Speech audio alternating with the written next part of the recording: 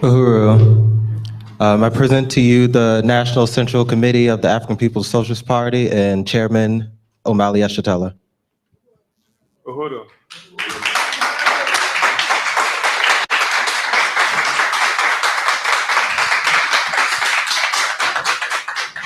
Last night in Nice, France, more than 80 people were killed in an attack that has been attributed to terrorism.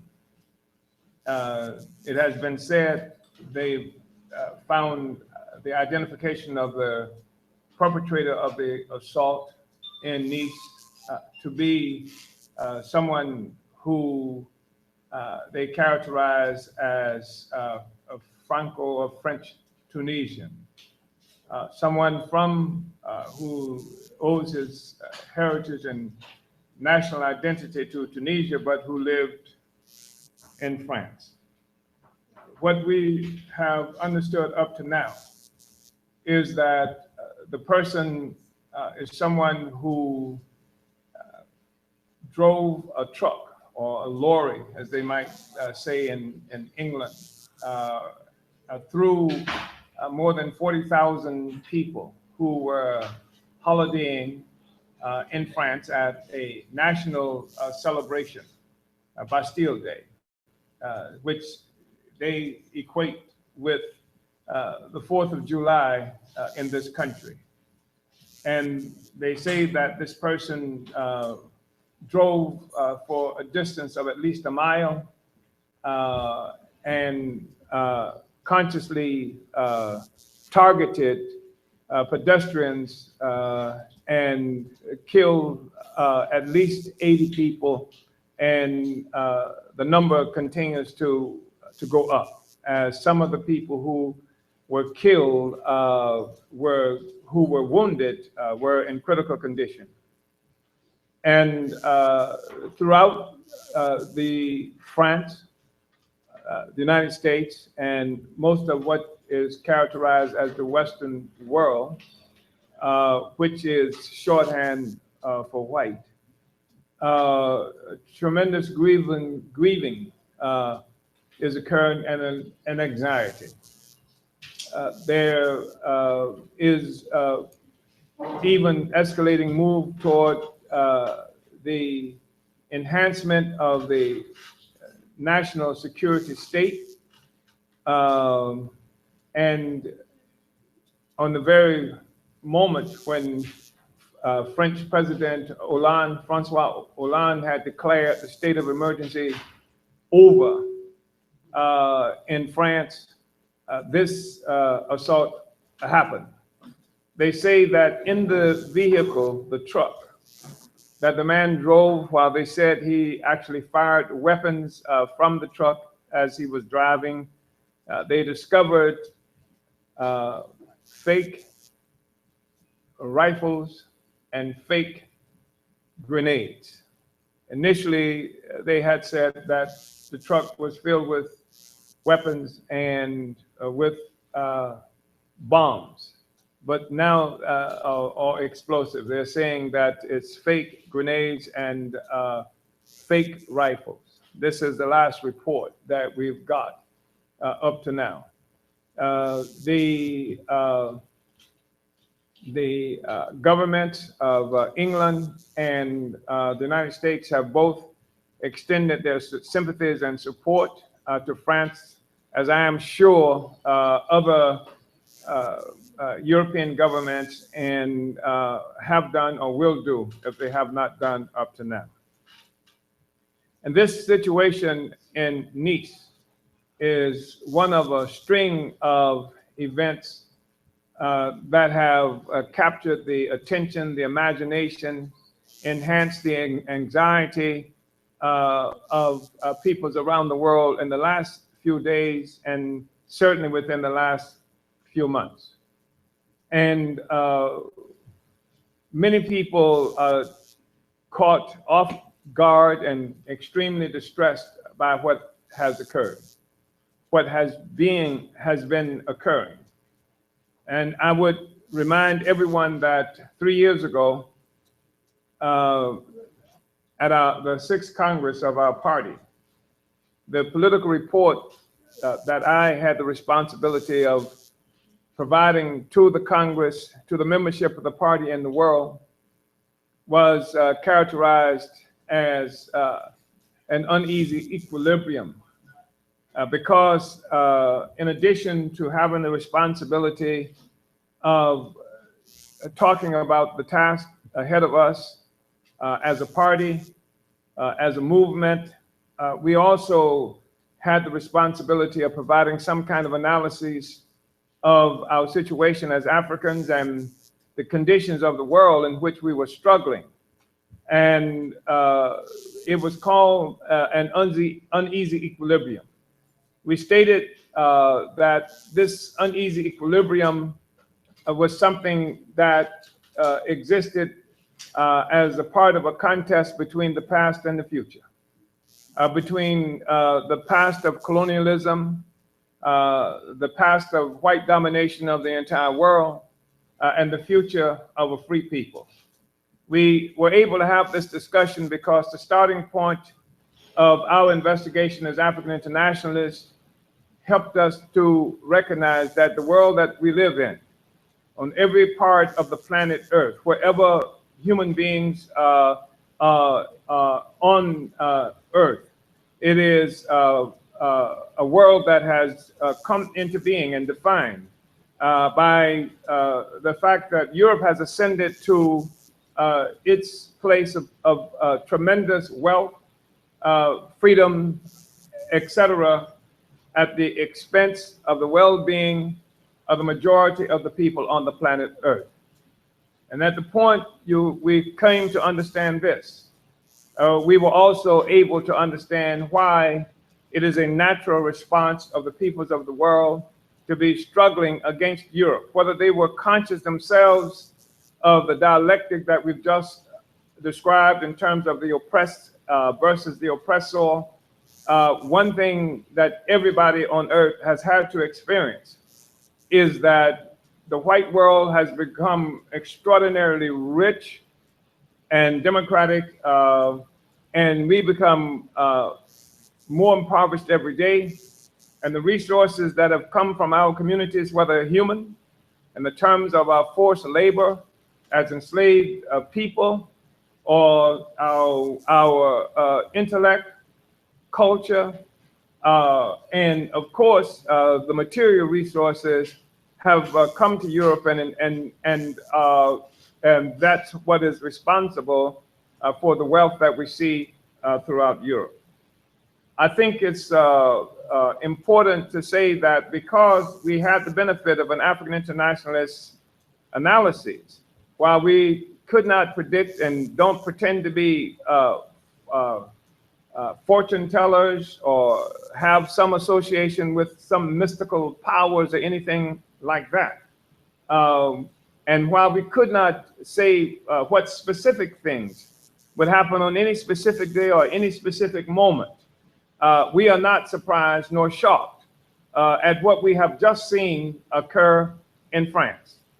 I think it's also important to say that we recognize that there is a direct relationship between what just happened in France and what happened a few days ago in Dallas, Texas, and what happened a few weeks ago in Orlando with the attack at the Pulse nightclub. That there is a relationship between what happened in France, in Paris, in November of this year, and the fact that oppressed peoples from various other places are engaged in serious struggle. There is a serious effort that is being made to define what is happening with African people and our response to our oppression and terror as something that is peculiar and specific to us in the United States. And there is an ongoing attempt to help us to believe that our response to our oppression is somehow simply to make America better and to get along with the people who have benefit from our oppression and exploitation, and therefore end up in every instance supporting the system that oppresses and exploits us. It is, I think, important to see the difference in how the whole world, France, England, the United States, treat what happened in Paris as this terrorist force that they want to attribute to groups like Al-Qaeda or groups like Islamic State on the one hand, to declare that there is an actual war of sorts. In fact, President Hollande in November declared that they were in a state of war with the people, whether they called it Islamic extremism or what have you, but they declared war. And all of the candidates who are running for office in this country and various places around the world, all of the political activity that you see being expressed throughout Europe and America is directing itself at this declaration of war that exists between what they call Islamic extremists or something to that effect. While in the United States, the declaration of war has been muted. The whole notion that there is a war that's been directed against the whole people is something that they would obscure. They would keep from reaching the surface. So, but they are coming from the same situation. There are people who said that they questioned whether we can say that the act of Micah Xavier Johnson is something that could be equated with what happened in Orlando with Pulse. In fact, the United States government and all of the media attempted every method they could utilize to declare that what happened in Orlando and Pulse was an attack on homosexuals. It was an attack on gay people. They absolutely denied what the person who committed the act had said that about why he was doing what he was doing. He had declared that he was doing this because of what America was doing to his land. And in this case, we were talking about somebody whose parents were born in Afghanistan, and I guess they would be Afghan Americans or something to that effect. They said that, well, we can't equate it because he killed black people. When he was quite clear during the process of killing everybody, are there any black people here? Yes, there are a few of us.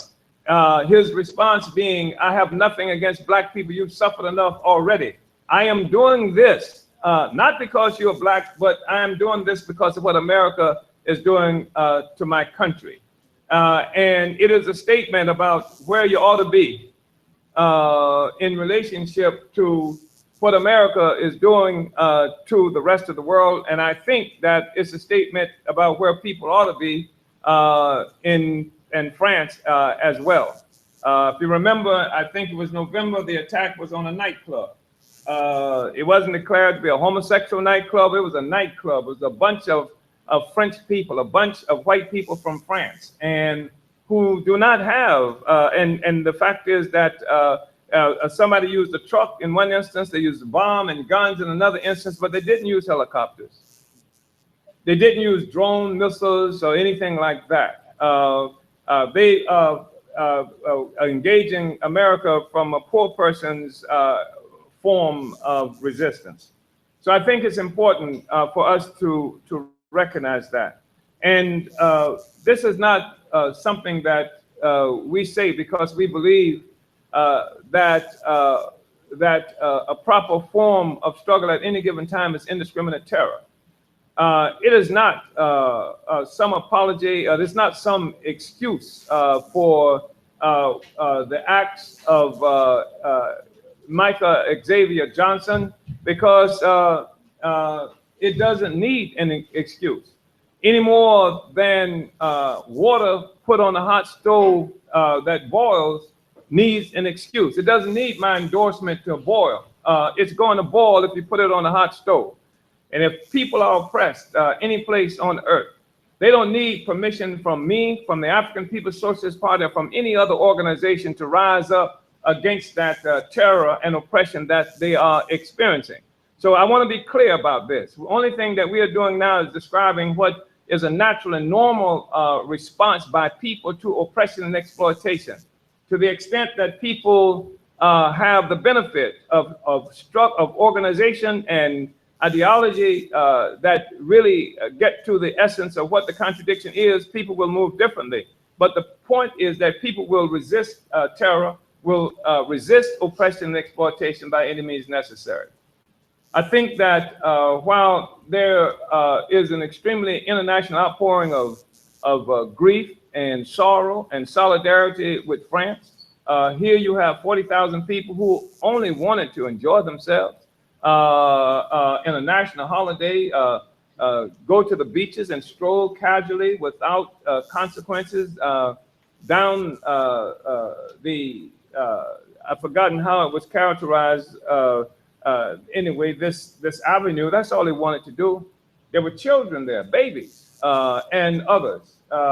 And they simply just wanted to enjoy themselves on that day. And now they're faced with the situation of burying a minimum of 84 people, and I suspect the number will go up. And now they're being told in that city that everyone has to stay indoors. Don't come out. And it is extraordinary. And we see people who are crying and speaking in trembling voices of the terror that they experience as this truck hurls itself through down the avenue, killing people. And we see media pundits who are bringing this to us and extracting tearful dialogue from people who were there. We see them having experts, military people, and so-called security experts explaining why all of this is happening. But the thing that none of them is saying is that the whole world, in Tunisia in particular, at this very moment, where people are dying from American-made bombs, French support. In fact, Tunisia was a colony of France for a long period of time. Nobody is saying, they say, well, why are they doing this to us? And Hollande had the temerity to say it's happening to us because these are people who are opposed to the French values of fraternity, and what else do they call it? Equality and what? And liberty. These are people, that's why they attacked us. Where they don't say is the fraternity, equality, and liberty that France has the benefit of has come at the expense of the fraternity, liberty, and equality of people around the world, and specifically in this instance, what they characterize as the Middle East and North Africa. It was France and England as recently as the first quarter of the 20th century that created many of the territories where that's characterized as the Middle East. There are photos, there are postcards done by France, by French people of Arabs and Muslims who were decapitated and stacks of heads at the feet of French soldiers in Morocco, in Algeria, and places like that.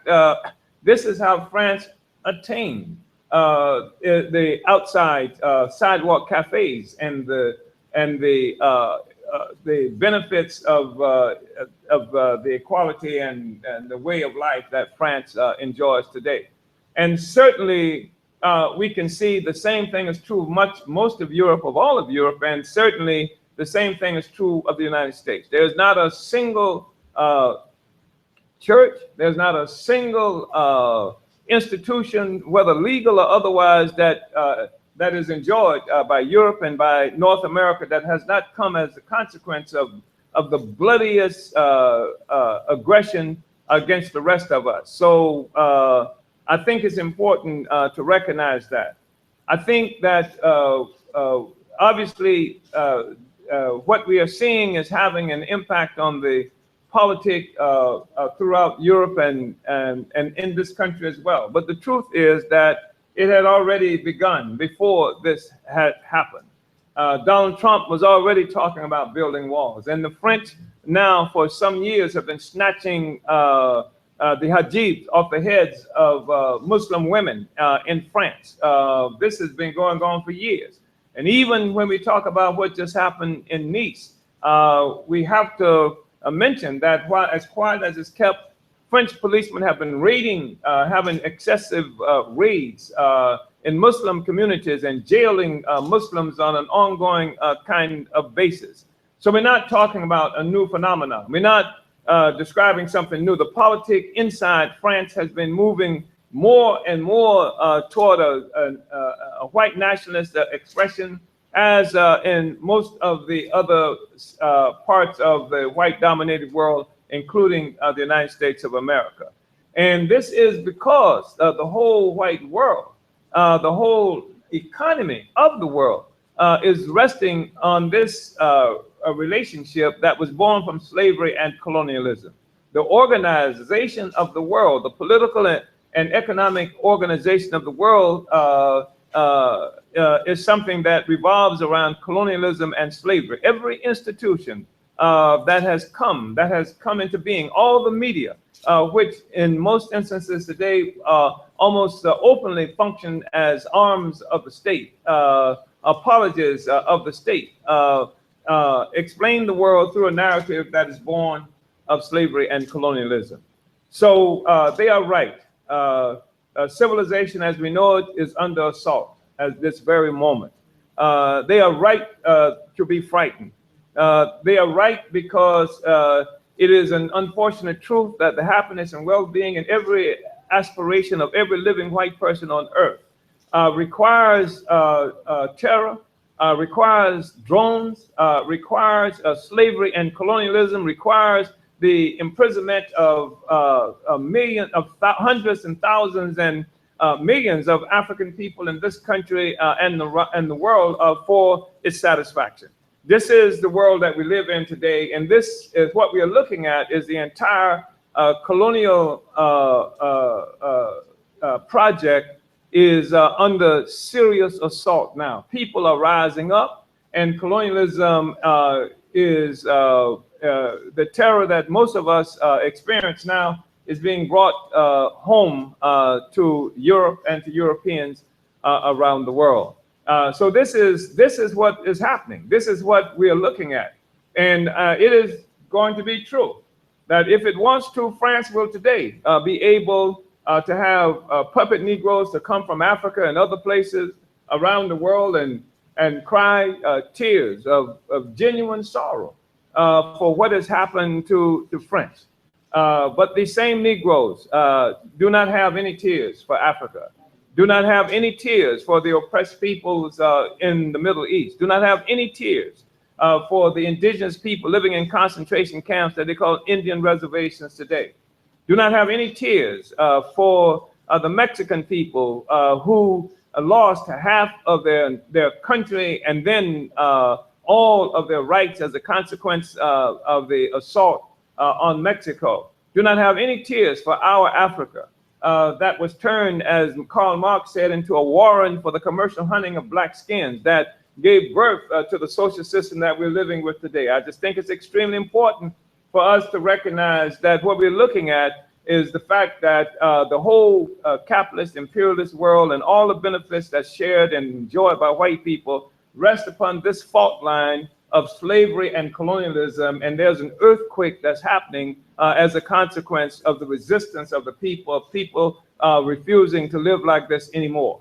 And white people have an opportunity now, perhaps that does not come along that often, to choose sides, because in many long periods of time, especially when the struggle for liberation is relatively dormant or has been crushed and muted for long periods of time, it's not necessary, and white people don't have a clear opportunity to choose sides. But when we have a situation like this, like Dallas, like Nice, etc., that calls attention to the whole world of this setup and the fact that people are in motion, it gives white people an opportunity to choose sides, to choose to try and maintain a life of comfort and security at the expense of the impoverished and starved masses of people who experience brutality as a normal conditions of existence.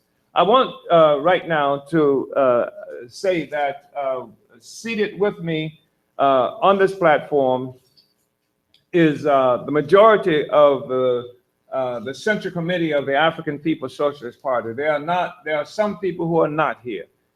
It is a coincidence that these members of the Central Committee would be here today because we are doing a training of cadre organizers, people who experience as a profession the responsibility for the liberation of our people, and some of these forces just happen to be here. But 2 years ago, when we did a similar training, we found ourselves having to use events happening in the world as an extension of our training. In this instance, it was where the white people's state of Israel was murdering people in the Gaza Strip. And we had a demonstration at this phony institution called the Holocaust Museum. And the reality is white people don't want to acknowledge what real Holocaust is, if there's a term for it. That has majority of the people have experienced, including people in what they now call Tunisia, and certainly including people in what they now call Dallas, Texas, where the real Holocaust happened. And there's no museum, there's no evidence. In fact, they've done everything they can to remove any evidence of the brutality, terror that's been experienced there. So here we are 2 years later at our training, and we have this situation where our training has now been extended to explain and participate in dealing with events as they are unfolding in this world. So seated here at this table with me are comrades Omali Yeshitela, the deputy chair of the African People's Socialist Party, comrade Uneasy Kinshasa, who is immediately here with us from London, but Congo born, who is the Secretary General of the African Socialist International, which is the organization of African People's Socialist Party as we exist in various places around the world, including in the United States. On my left is Comrade Secretary General Gaïda Kambon, who is the Secretary General of the African People's Socialist Party, U.S.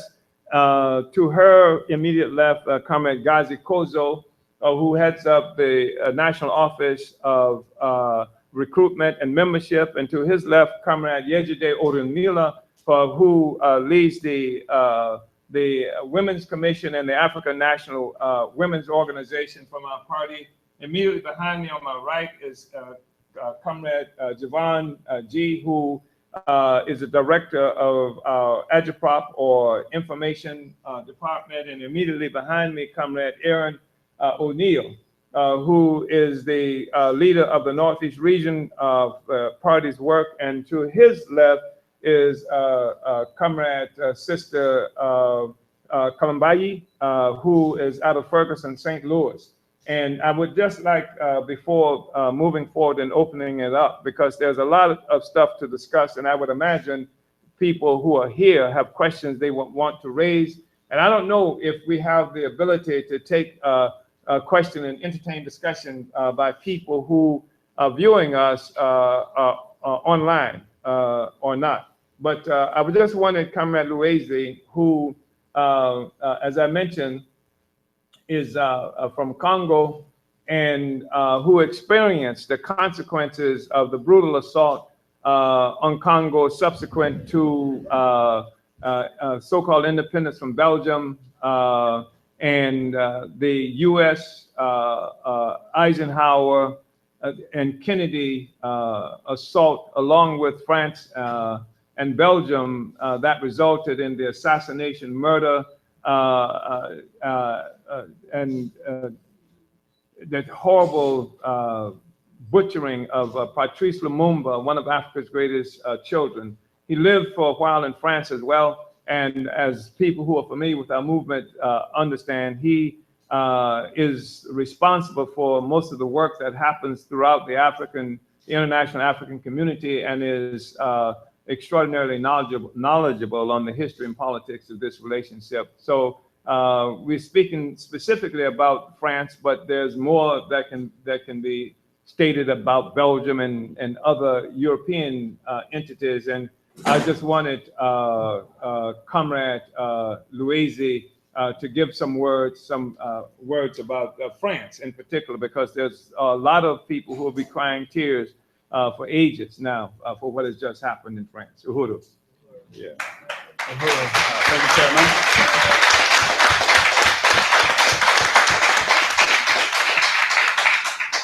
We like to say France is not innocent, and there is a saying in France, douce France, which means cool France. Colonialism is not cool. Yeah. And also liberty, equality, and fraternity, we never experienced it. Colonized people do not experience equality or fraternity and equality. We don't experience that. And people need to know that France has internal colony made essentially of Africans and also North Africans, or commonly called Arabs. And we need to know that after the Second World War, France was destroyed. And it was the Africans and the North Africans in particular who were brought in France to rebuild France. So they rebuild France, build roads, build houses and things like that. But despite doing all this work, they couldn't find housing. It's difficult for North Africans and Africans to have decent accommodation in France. I myself went to the housing, you feel like in prisons. It's just horrible, horrible housing conditions.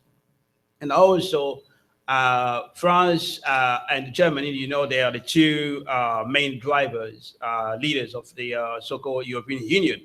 But as you know, between 1445, France was part of France, half of it was occupied by Germany. And it was the Africans, the North Africans, who helped France to free itself, so to speak, from Germany. And so despite that, Africans, North Africans cannot find accommodation. They cannot find basic democratic rights. And most of the young workers, Arabs and Africans, do naturally resent that, because they know their parents died for France. They know their parents rebuilt France, let alone they also know it's colonization and enslavement of Africans that built France. So there is a historical understanding there.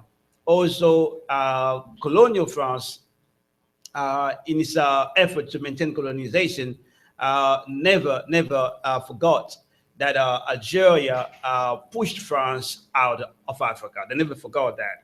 And in fact, when they talk about the state of emergency, the first time it was used in 1955, and it was used against Algeria, against the basically the effort of the Algeria to be free from France. And people need to know, in that war for independence that shook France between 1955 and 1962, there was a demonstration in Paris in 1961 in October. And that demonstration was against French aggression, French war in Algeria. And it was mostly organized by Algerians. And the French police attacked the demonstration. And 200 people were killed and thrown into the Seine River.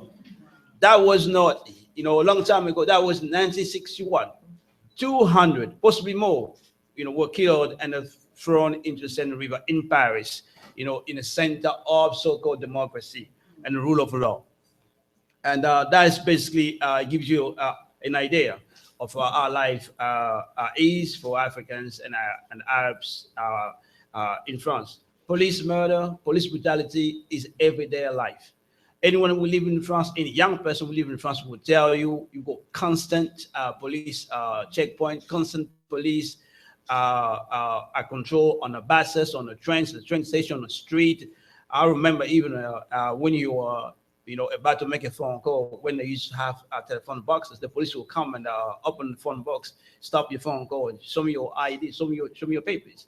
And most Africans were forced to live in France as illegal immigrant. They call them the sans-papiers in France. That has been a phenomenon that has marked the consciousness of many Arabs and Africans in France. It's like we're not people, but we are illegal immigrants. And nobody will ever forget who grew up in France that the politics of France has been determined for now 3 decades by the so-called immigration. And from, I can say, early 90s up to now, whoever wins election in France is the one who makes a lot of promise that there will be tough on immigration, basically tough on the black people and tough on Muslim people. And this has been going on since the early 90s. People also need to know that France is responsible for most of the coup that took place or continue to take place in Africa. If you study the history for military coup or regime change, as they call it, you will see France is in the competition with the US. Most of the coup, coup in South African Republic, France is there. Coup in Mali, France is there. Coup in Ivory Coast, France is there. Benin, you name it, France is always in there. In fact, before just the attack Libya in 2011, France orchestrated another regime change. They overthrew Laurent Gbagbo and put him in La Hague, so-called International Court of Justice in Holland. And so basically, I have to say that France is involved in a serious way in oppression of Africans, not just in Africa, but not just in France, but in Africa itself. France is also responsible for the control of the currency of 14 African countries. And this means basically France controls the economy of those 14 African countries. Nobody out of these 14 countries is allowed to trade with anybody else. Nobody is allowed to print a currency or to fix the interest rate, things like that. Whenever they trade with any other country, France takes 65% of the money made. And out of that, France gets 25% as a good service to the country. And then 15% left is given to the New country. That's, France today in relations with Africans. Of course, France has a military basis in many places in Africa. They have a military basis in Gabon. They have military basis in Chad. They have military basis like they're involved now in Mali. And you also know France played a key role in the overthrow of Libya. And basically, France is a colonial country. France is not what people tend to believe, a land of freedom or human rights, things like that. If there is such thing as human right and democracy right, is for the oppressor. It's not for the oppressed, for the colonized. And that's what you see basically in France. And France also continue to maintain direct control, basically direct colonization of African people in a place like Martinique. Martinique is 8,000 kilometers away from France, but France runs Martinique. France runs Guadeloupe. France runs Guyana, so-called French Guyana. And you also know France intervened in Haiti, where they participated in alliance with Canada and the United States in the overthrow of elected president Bertrand Jean Aristide. France did that. Not only France contributed to the embargo against Haiti and forcing Haiti to pay them compensation for the loss of resources we used to produce for France in Haiti. And basically, France is not a friend of freedom, because the freedom is what the oppressors do to liberate themselves. And France also is responsible of assassination of a key African freedom fighters. You might have heard of Félix Moumier. He was a great leader. He's supposed to meet with Frantz Fanon, the great Frantz Fanon, and they couldn't meet because France got there in Switzerland and poisoned Félix Moumier. He was a formidable anti-colonial leader. He was planning to work for the movement Fanon and others to forward the struggle of African liberation and unity. Moumier was from Cameroon. They also killed Unyobe. Basically, Moumier took from Unyobe. It was a great anti-colonial leader who refused to compromise with colonialism. The French killed him. And there was another person who decided to continue the struggle after Unyobe was killed. He was known as Hussein the Afana, great young dynamic anti-colonial leaders. He was anti-neo-colonial leader. And France assassinated him in the 60s, I think 66, it might have been. Of course, you remember France under Mitterrand and Chirac, they used to have a government known as cohabitation. So the president is from the Socialist Party of France, and that the parliament is controlled by what is so-called the right, the conservative, led by Chirac. So the two compromise, the president stay in power, and the prime minister is the government. So they call that cohabitation. They assassinated the great late Thomas Sankara, and the list go on. So basically just to say, France is not a friend of freedom or democracy. And the struggle, anti-colonial struggle has not ended. And this is also the significance of what's happening in Dallas, what's happening in Paris and Nice, and so on. The struggle against imperialism does that.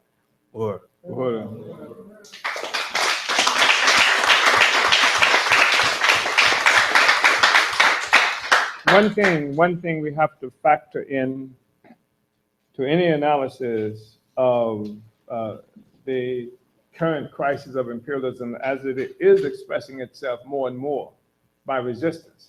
At a time when the resistance is subdued or muted, the crisis expresses itself differently. In fact, white people can enjoy peace in the sidewalk cafes and go to nightclubs and celebrate freedom in relative freedom without having to deal with the rest of the world. But now we have a situation where a factor that has that emerges in a very serious way is the reaction and response of white people to what is occurring in the world. And we've been seeing for a while now.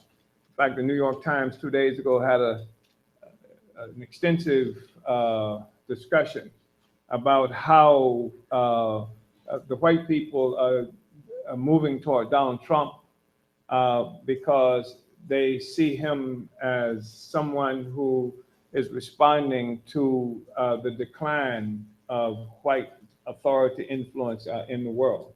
But Trump is not peculiar. And this is something else that should really help us to understand that Dallas is what we just saw in Dallas is what we just saw in Nice and what's happening in various other places of oppressed people. Because we see that white people are responding the same. In even before now, this whole movement, again, of denying Muslim women the right to wear the hijab, the movement that we see against the immigrants, the movement that we see growing in places like Holland and Sweden, what they characterize as a right-wing movement. And I really think that this whole left and right thing is really something that confuses the entire question, because the left and right, even the concept came out of France, of a colonized France, and the whole left and the right and the center rested on slavery and colonialism. You know, so I just think that everybody, left, right, and center, benefited from colonialism. But what we're seeing is this so-called expression of a rightward move. Marine Le Pen, for example, is and the what is that? The Nationalist Party, National Front. National Front is achieving a lot more significance and authority and influence in French politics, and we see that happening up and down the line throughout Europe. And again, it's happening not because of some populist leader, except that the populist leader is one who has not hesitated to state, to get rid of the subtleties and the nuances and the obscurantism that has colored or flavored politics throughout Europe and here, since it has become necessary for Europe and white power to somehow try to use the colonial peoples ourselves in their body politic to carry out their will, as opposed to having to fight us directly. But the point is that white people are a factor. And the African People's Socialist Party is a party that has an analysis based not only on Black people, but the relationship that we have to the world, and the fact that the entire social system of capitalism, imperialism, has its origin in part in the enslavement of African people. And so, and that helps to inform us about white people, the relationship with white people, et cetera. And because of that, we have created the African People's Solidarity Committee, which is an organization of white people immediately and directly under the leadership of the party. And we think it's really important because it, and Penny Hess is the chairwoman of the African People's Solidarity Committee. I want her to, if she will, to bring up a chair here, because we have a far-reaching, complex approach to our oppression, and we have developed a strategy that is comprehensive. And this represents one part of the strategy, but I also want to make it clear, when we talk about a strategical response to our oppression, it is a strategy that is rooted in recognition that the whole world will benefit with the overthrow of capitalism, but that for capitalism itself to be overthrown, it has to be overthrown by the enslaved and oppressed peoples. Otherwise, what we're engaging in is a form of white nationalism. For example, Francois Hollande is considered a socialist. And for his socialism, it's a socialism, it's a white right socialism that if it had not resulted in killing a lot of white people like they did, like Hitler did in Germany, you couldn't make a distinction between National Socialism as National Socialism, whether it's French, whether it's German, what have you. It was for the benefit of the white people. And the existence of the Jews in Germany has contributed to an ability of the white world to obscure the fact that their brand of socialism is a contest between sectors of the white population who is going to get the loot and resources that stems from slavery and colonialism. So I asked Penny Hess to come forward, and what I would like to do now is to open it up for discussion.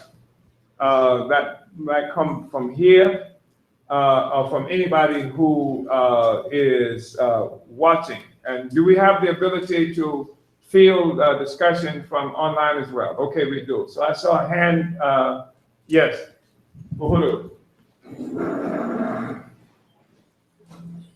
I'm hoping that people have been observing how the media and various governments have been treating this question, because that's really important as well. Uhuru. Uhuru, Chairman. Uhuru to the committee. Well, I've been, watching the political climate, especially with the 2016 presidential election here in the U.S. And I do notice the trend that's going on internationally as far as Trump, the Brexit situation, and, there's just this rising of the white working class. And I was wondering, what is you all's opinion as far as how this could affect the 2016 election? Because I see Trump as being rising up as being the white working class like savior from this massive uprising that they see happening. But then again, Hillary Clinton tends to be looked at as the most orthodox and I guess traditional alternative. So I'm wondering, what do you think, or how do you think the tables may swing with this election after the events in France? Uhuru. First of all, I want to say the table or the pendulum has already swung.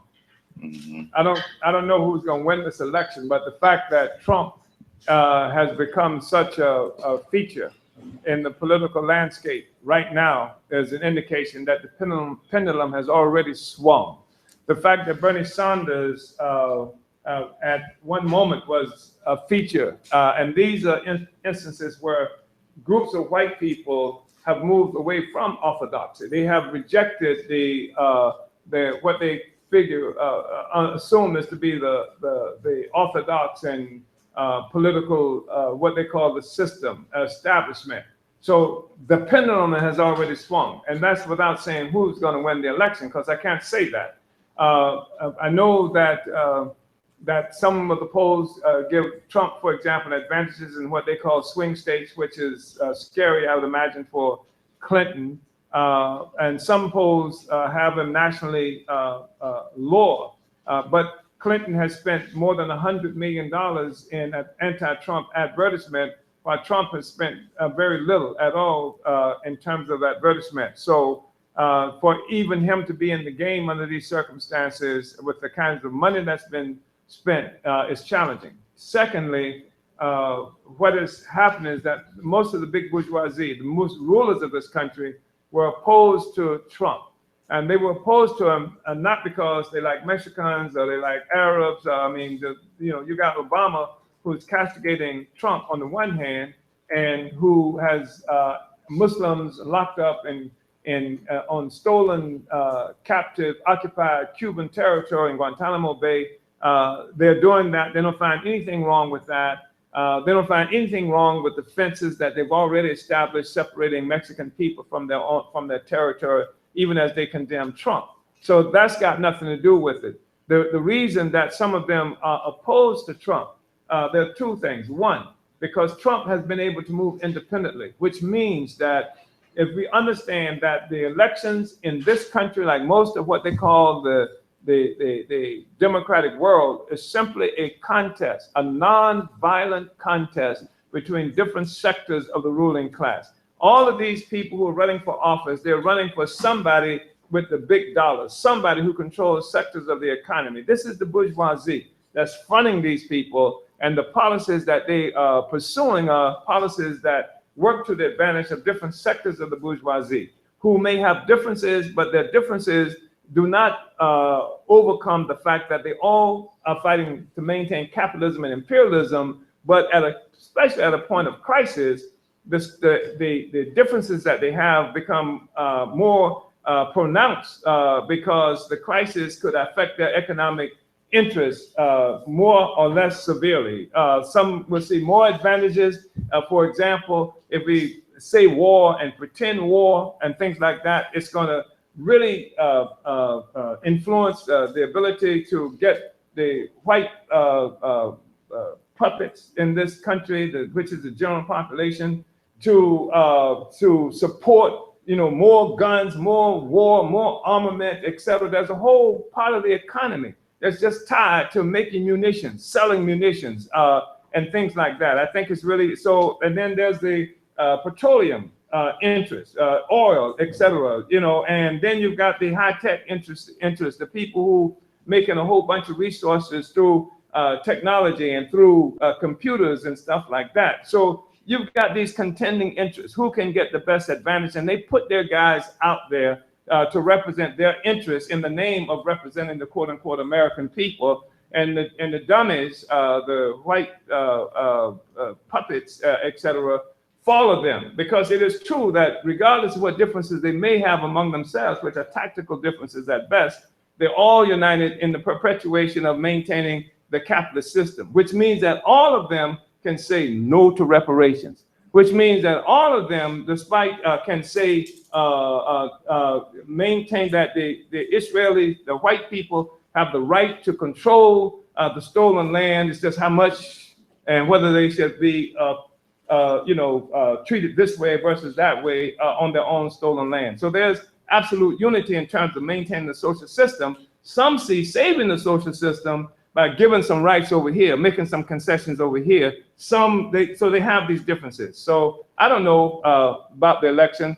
I know that Hillary Clinton is in big trouble, and that sector of the bourgeoisie supports her. They're in big trouble, and I hope none of them have any problems passing, waste, because I'm sure this is a sphincter clenching moment in history for all of them.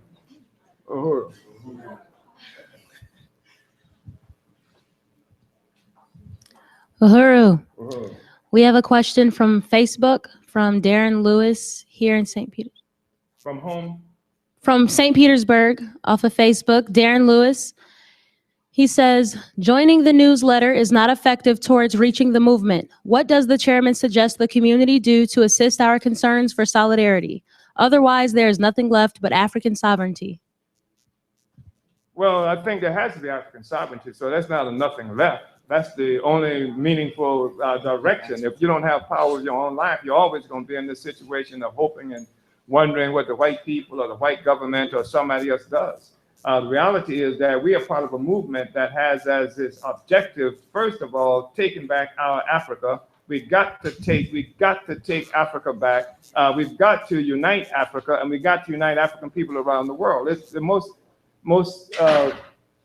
insignificant thing that every living, breathing black person on the planet Earth would be involved in is the struggle to liberate Africa. That has to be the central strategic goal of our revolutionary movement. And there are a number of reasons why we have to say this. Obviously, we have to say it because of the profound contradiction that we suffer. Central to that is that we are landless, homeless. We've been homeless now for several hundred years. And the fact is that our identity is firmly attached to Africa, whether we know it or not. Everybody who's attacking us recognize that that's where our identity is. Secondly, that all of the central resources, the strategic resources on Earth are located in Africa. So we'd be a fool to be running around trying to get welfare when the welfare of the world depends on what they can steal from Africa. So we have to recapture that. In so doing, we recapture our dignity as a people, our integrity, as a people. We recapture the resources necessary for the production and reproduction of life, and then it make it necessary for white people to go to get jobs. So I just think that that's not a question. It's not to say that we're asking everybody to pack up and leave, because we can't pack up and leave. First of all, because white people decide when you can get on the airplane and when you can't get on. They put you on a no-fly list in a memo. So we got a big struggle that's here as well. We have to make the struggle here, but we have to be conscious of and organizationally attached to the struggle that we're making in Africa and other places around the world. So there is no, maybe we have to be sovereign. The fact is that our sovereignty is key to our ever being free of the kind of terror that we experience in this world, in the whole world, not just here. And I think it's really important for us to understand too, because there's no escaping to Africa. The fact is that white power controls Africa. The same people who control the police in the city of St. Petersburg control governments and armies on the continent of Africa. And this is right here is the headquarters, and it has to be beheaded before Africa and other places where we live can be free.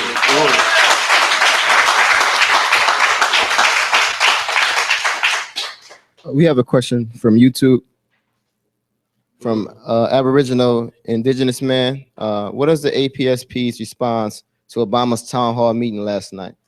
Well, I know where he did not hold that meeting for one place, just saying.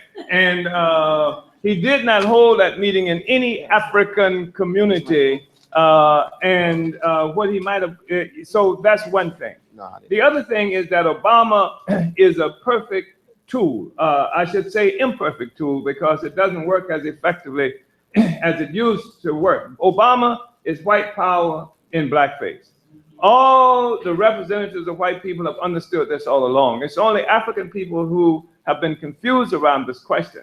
And this is something that makes the issues and differences that we have with phenomenons that are called like Black Lives Matter, which is not even an organization. It's just a hashtag, and anybody who wants to can claim it.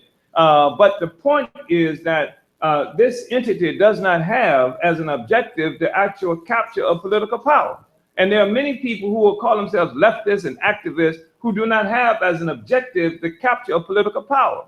And even if they recognize that political power must be captured, they haven't created the instrument or participate with the instrument that will make that happen. African People's Socialist Party is the only organization, I say this without equivocation, the only organization in the world that is organized for African people ourselves to acquire a political power. It is the means by which it happens. So it's not just on the wish list. So Obama is trying to obscure the question. And I appreciate this question, because what we've been seeing is that politicians, black and white, have been saying something about there's a racial divide in America, and how do we deal with the racial divide? Or there's this question of a problem between the black community, or the minority community, as they like to put it, and the police.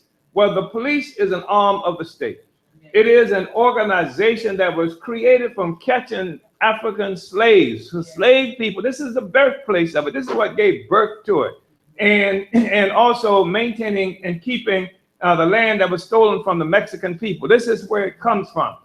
So we're not, and the fact is that the state is something that emerged in white society. It may have existed some places, but for sure, the central thing, the state, as we understand it, was defined by its emergence in the white world.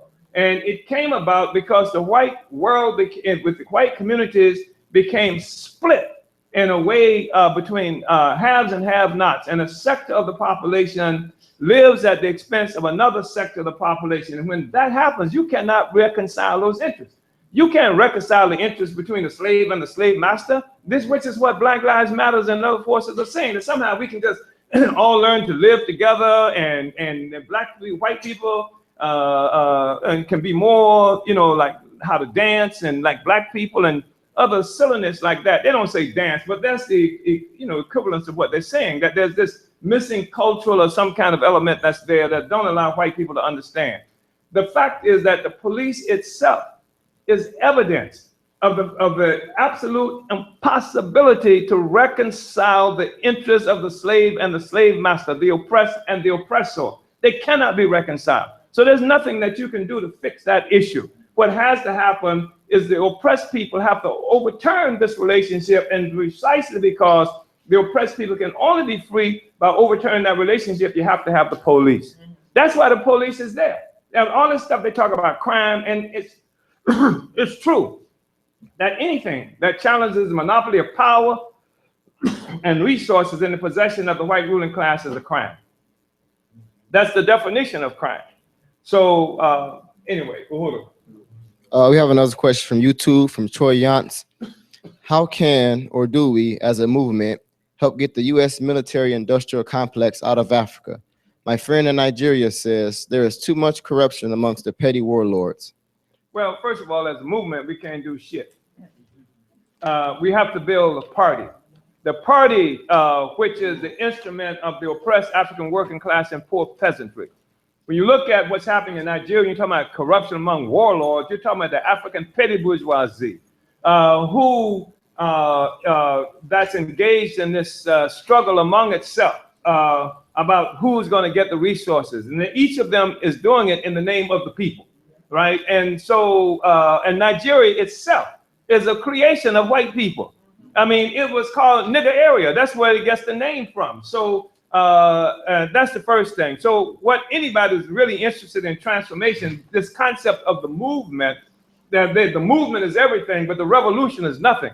We saying the revolution is the critical question, and the revolution is something that's pursued through the African People's Socialist Party as it manifests itself any place on earth, and Nigeria, because you can come into the party in Nigeria as well. Uhuru. We have a question from Facebook from Joshua McKinstry.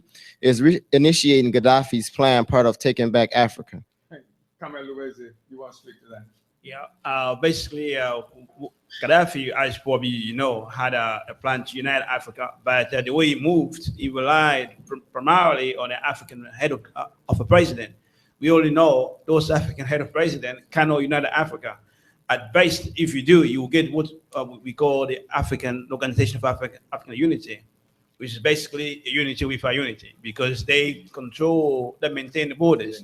For Africa to come together, it must be done from the African working class. There must be a revolution, because there is no way imperialism in the African people bourgeoisie will accept Africa to be united without the overthrow, without ending the total dominance of African resources by imperialism. So you must basically start from a revolutionary point of view that the masses of African workers and peasants need to be organized, not just in Africa, but around the world, because the liberation of Africa can only happen in a strategic move to remove the pedestal upon which the entire imperialism will rest. So if you want to unite Africa, you build a revolutionary organization we call the African Socialist International throughout the world. And in that fashion, then you can have a really trajectory where the African workers in alliance with peasants can seize power and can begin to build basically a United States of Africa. It will not happen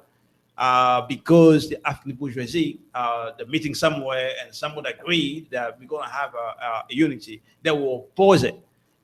Evidence, they attacked Gaddafi, no one came to his rescue. So they can't even rescue Gaddafi, and you expect them to end neocolonialism. No, they can't do it. They can't do it.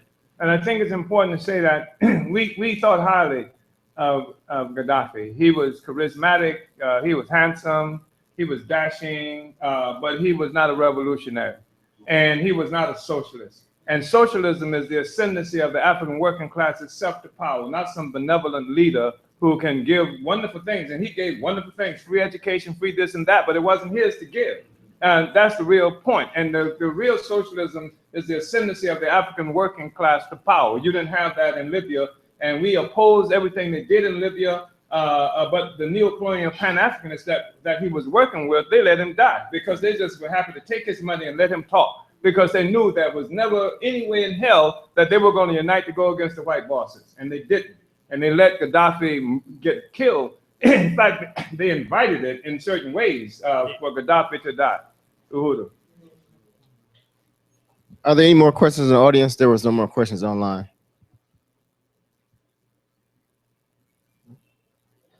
So what I'd like to do now is offer anybody here on the Central Committee who and as well as Comrade Penny Hess, who may have something to say, just an opportunity to express that. I want to thank everybody for participating in this discussion. It's a critical historical moment. That's the reason we're having this discussion. And it's a splendid opportunity because here we are engaged in this study to development cadre. And what's great, about it is that life continues to intrude on the situation. We don't do this as we will. The life intrudes. The crisis of imperialism is real. And the so-called uneasy equilibrium is not something we made up in 2013. The fact is, it's a description of how history is moving in the world based on the fact that history right now, the world has resting shakily on this pedestal of the oppression and colonization of the vast majority of the people of the world. We understand that, and we have to require that anybody who's out there speaking our names speak in a fashion that recognizes this reality that we suffer from, as opposed to simply trying to bring us into, as Malcolm X called it, a burning house. Anybody here from the Central Committee and as well as Comrade Hess, who may have something they want to contribute to this discussion? Uhuru. Uhuru, I just want to really commend the chairman and thank him for being always ahead of phenomena, because when he talked about the uneasy equilibrium, during the six-party Congress, we didn't get a full grasp of it, but every day we see it materialize. And this whole question of this, tittering, and even now it's so much titter to the side of the, the oppressed and colonized. And I remember going to France and going to Paris, and the first impression that I got when we got off the train was of these machine gun armed terrorists called police there that was just throwing Africans up against the wall, Africans, and they weren't making it any, they weren't, hiding it, or they weren't trying to obscure what was happening. They were just grabbing Africans and throwing them against the wall and subjecting them to a certain kind of nightmare, in terms of their searches, etc. And I remember getting on the train in Paris, and we heard a scream, and one of the white persons on the train said, "Oh, it's nothing. It's the Africans that jumps on the tracks every day in front of the trains, that Africans were jumping. Africans from the continent and Africans that were even born there were jumping in front of moving trains and committing suicide." stuff was so horrendous for them in Paris. And he said, oh, it's just gonna take a couple of minutes. They're gonna push the bodies on the side and the train will move on. And that's really stayed with me. It was so brutal. And then while we were on the train, we read this article, the chairman was reading this article and they found a couple of young Africans wrapped in saran wrap who was hidden in somewhere in the plane, in an airplane, and on them was a note that said that they did this because they were coming to France because of what France did to their country, where they couldn't get educated. And these were like 13, 14-year-olds. And it spoke to the brutality of France, and these colonies that France had. And they were astute enough to explain that this was the reason, and they just want to tell France. Of course, they were dead. They froze to death in flight, but they wanted to tell France, and expose France for what it had done to the Francophone state in which they live in. And, this was the France, and in the words of Malcolm X, the chickens are coming home to roost. Is there anyone else?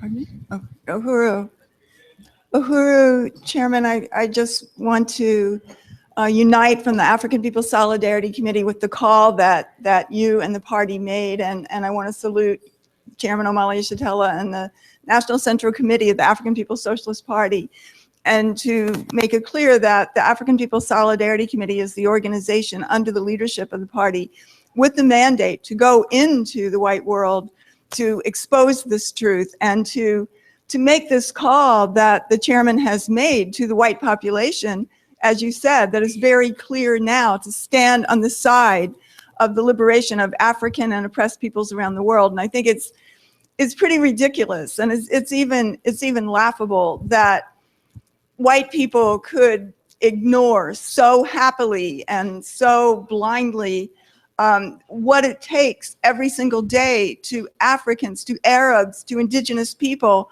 the murder, the suffering, the insecurity of life, the poverty, the starvation, the rape, the pillage that goes on every single day for the ability of Europe and white people in the United States, Australia, wherever we are, to go about into the cafes, to the beaches, to celebrate, to have time off from work, to have good jobs, to have housing, to have everything, every dream and aspiration at the expense of the incredible suffering of the people on the planet Earth. And it's just inevitable, as you say. It's like water boiling in a kettle on a stove, that the people will come and resist to the internal boundaries of imperialism and to take that on. And to say that the state, the European and the white nationalist state here in the United States, carries out these actions in our name, but when the state isn't there, we carry it out ourselves, that we become the state. We carry out the terror and the lynching and the murder of Africans and the indigenous people here in order to get what we steal from the people on the planet Earth. And that to be the choice that people have, that white people have, is to stand in solidarity with the right of African and all oppressed peoples to their land, to their resources, the right of Africans to the complete liberation of Africa, and the return of all its stolen resources that are rightfully theirs. And this is our role, to build the movement of white people for reparations to African people. We owe reparations to African people, everything that this system has stolen and extracted through torture and terror over the years for our benefit.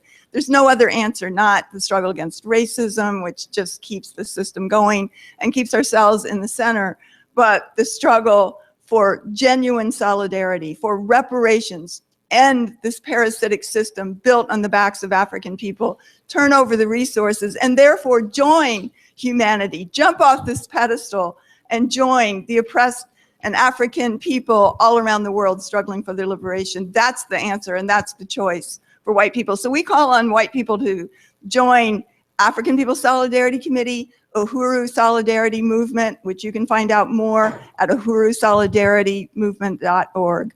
Uhuru. Well, I want to just make a couple more statements and we can end this discussion. Because there are some things that we have to take into consideration. One thing is security. Because while many Africans and people associated with instances like Black Lives Matter don't get it, white people do get it in many instances. And they're organized in form of militias and other things like that. And they will experience France as Dallas. And they will, in some instances, they will begin to escalate attacks on us, not only as the police, but as individual white people. So I think we should all be security conscious, and expect any kind of possible assault, not unlike what happened in that church in South Carolina, or what has happened to us commonly in this country. I think that we have to anticipate an escalation of the movement toward what is characterized as a security state, but certainly as the colonial state. The colonial state, I think, will begin to try to shut down various avenues of democratic expression and existence. All of the democratic space that has been out there, I think we can anticipate assaults on it, greater intervention in our lives by the state.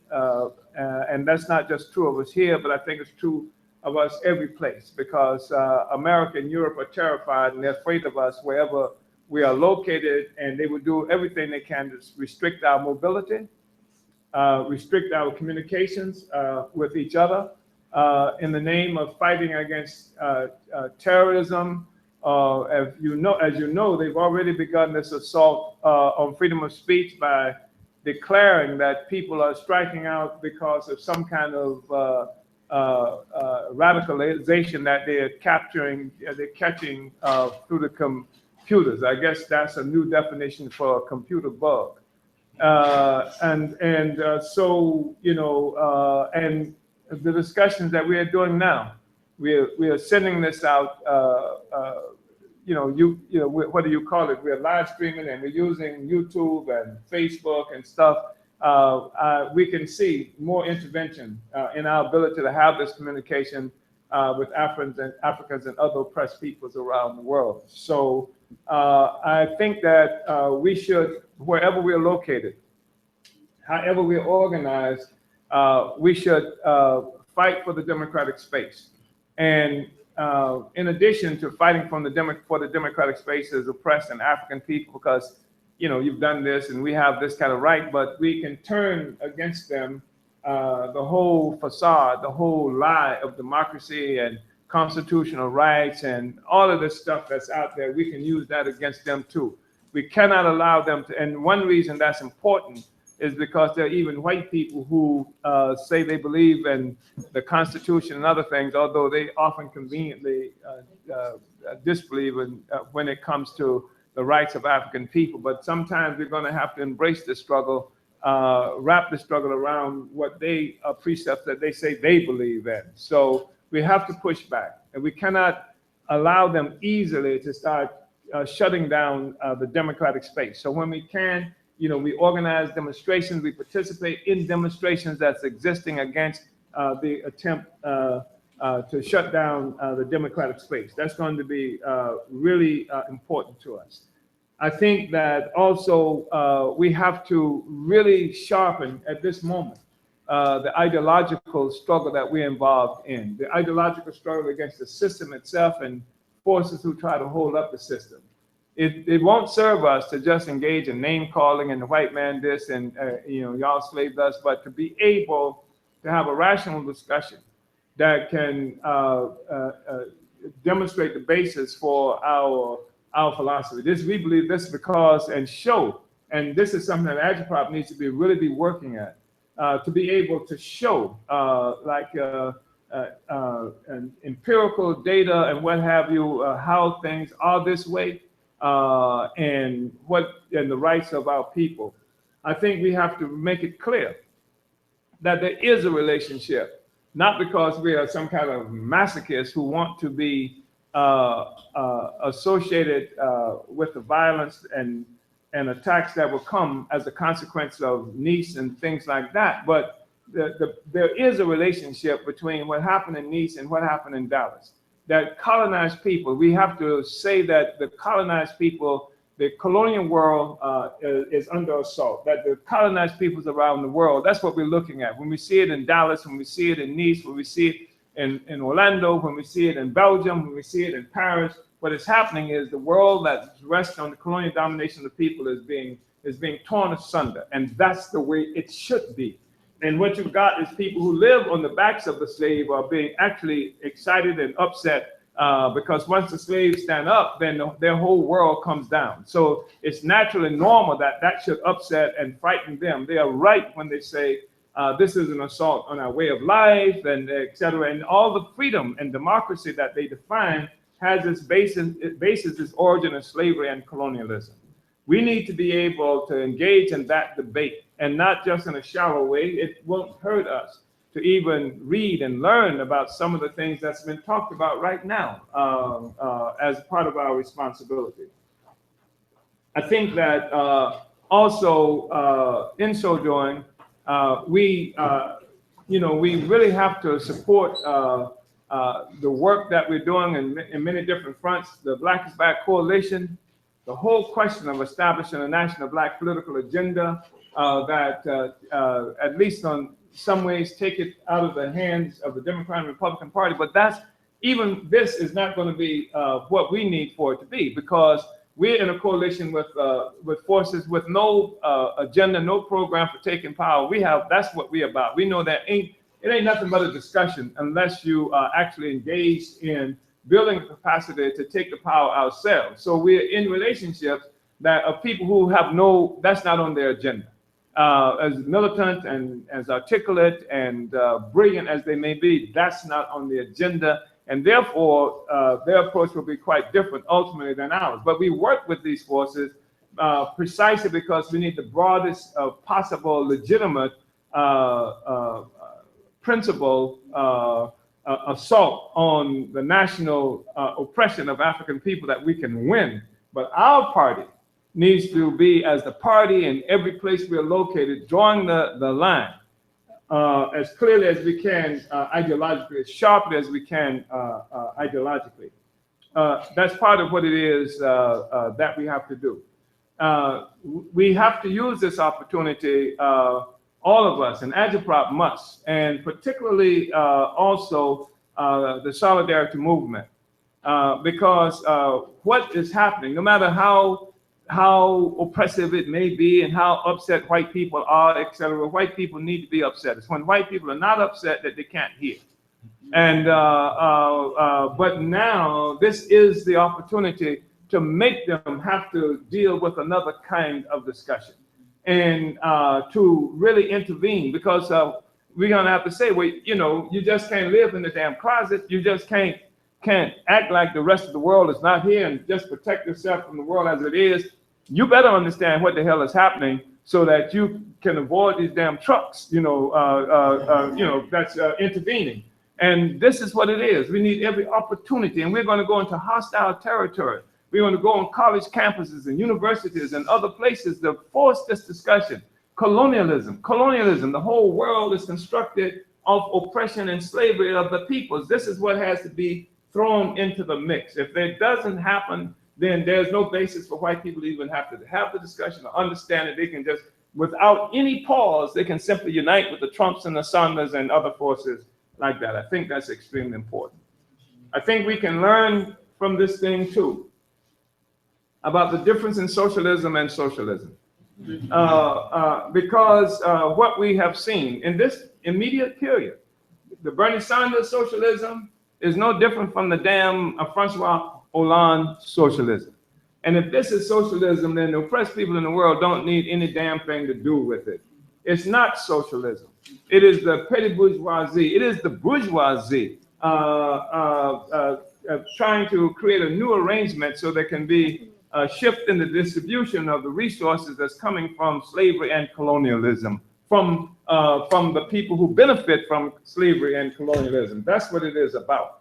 Our socialism requires the ascendancy of the African working class to recapture of the potential and the ability to actually own and control the means of production, to take our Africa back and give white people an opportunity to become honest again, or to become honest.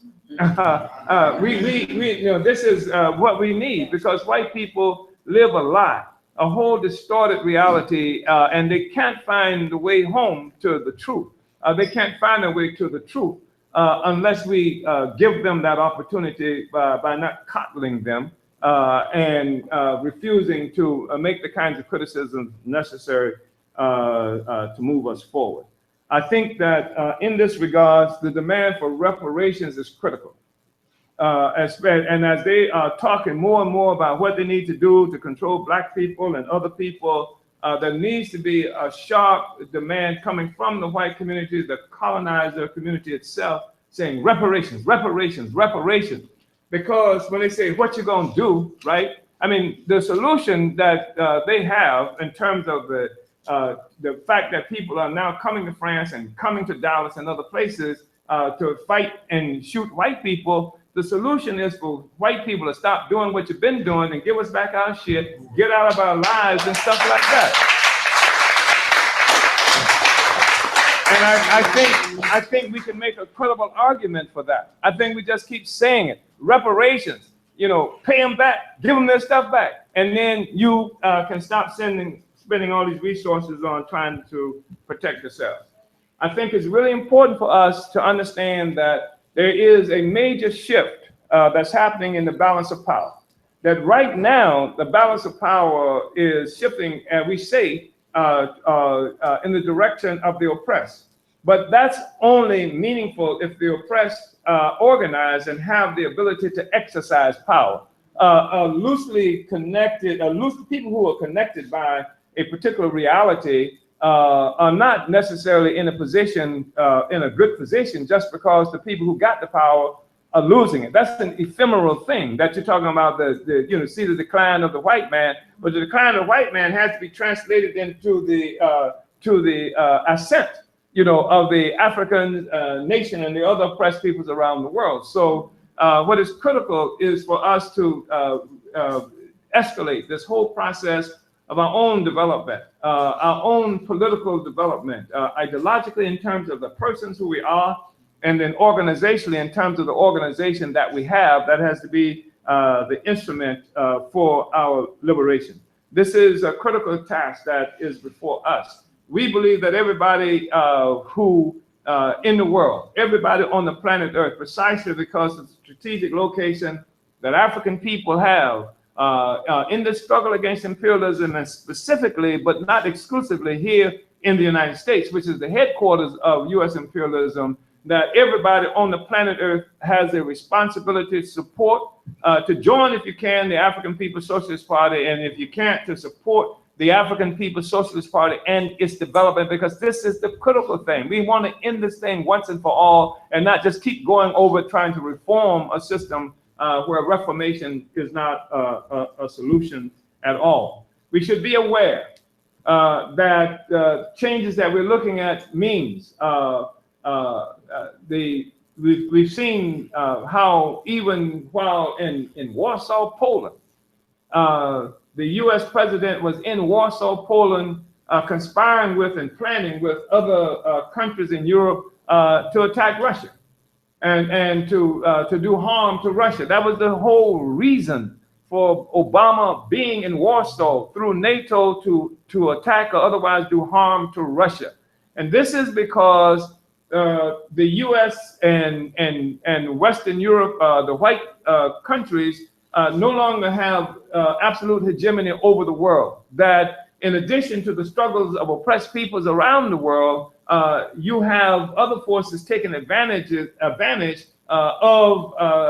the balance, the shifting and balance of power. Russia is one of them. And Russia and the US, of course, has tried to shut down Russia in a certain way. And we've seen what's happening with Ukraine. We've seen now that The U.S. is trying to push Russia to the maximum, setting military bases and missiles and things like that all around its borders to try and trap it. And also because the U.S. is afraid that without pressure on Russia, that we'll see a new configuration of political and economic relationships in Europe as well. Because given an opportunity, Germany and Russia would be working hand in glove. And that would change the whole economic and political situation, and not just Germany and Russia, but many others. And many others, because what has become clear to many of the powers in Europe is the United States can't control things in the same old way. They used to be able to dominate the world, but they can't control things in the same old way. They can't make Russia do what they want Russia to do. Russia is encroaching on what has been considered the political terrain that Western Europe has been able to maintain as a consequence, especially of the Second Imperialist War, where U.S. became the top dog and could make decisions about what that doesn't happen like that anymore. U.S. is in extreme aggressive relationship now, pushing in relatively unprecedented ways. In unprecedented ways, China. It is arming Japan again. It is contributing to Japan changing its constitution so that it can now become a military aggressive country, and because they need to use China to fight, they use Japan to fight China. They are doing similar things in Vietnam, the Philippines, South Korea, etc. So there's a situation that is really becoming heated on a daily basis because, again, this what we talked about is this whole equilibrium being under assault, being threatened, all kinds of relationships. This is not a small thing. The whole arrangement of the world economy, every penny that the bourgeoisie has any place around the world is affected by everything that we're talking about. So it's not just a little thing that has to do with a black person getting killed in Louisiana or another one get killed in Minnesota. It's a big thing. The whole world that rests upon the colonialism and slavery is under extreme pressure now.